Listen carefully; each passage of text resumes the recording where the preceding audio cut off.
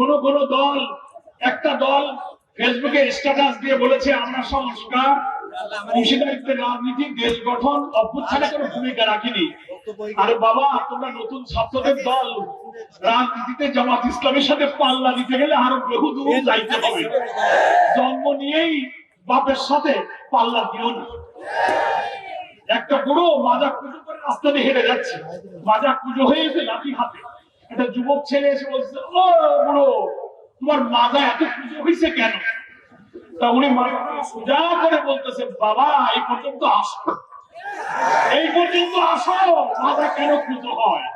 জামাত ইসলামী সংস্কার চায় না, জামাত ইসলামী নতুন সংবিধান সংরক্ষণে ভূমিকা রাখেনি। ঐক্যমত্য কমিশনে লিখিত ভাবে ৬টি সংস্কার কমিশনে আমরাই পূর্ণাঙ্গ রিপোর্ট দিয়েছি। অথচ নতুন গঠিত ছাত্রদের একটি দলের নেতা দুঃখজনক স্ট্যাটাস দিয়ে এই সমালোচনা করেছেন। ওনারা চাচ্ছেন যে আমরা ওনাদেরকে সমালোচনা করি, কেউ তো ওনাদের নাম নেয় না। তো জামাতের মধ্যে বড় দলের দুটো কথা বললে যদি আমাদের নাম মুখে দু একটা নেয়, আমরা আপনাদেরকে অত আমলে নিই না। এই পর্যন্ত এসে জামাতের রাজনৈতিক ম্যাচুরিটি বোঝার জন্য আরো কিছু পথ হাঁটতে হবে। ধৈর্য ধরো, হাঁটো, এক্ষুনি সমালোচনা করো না।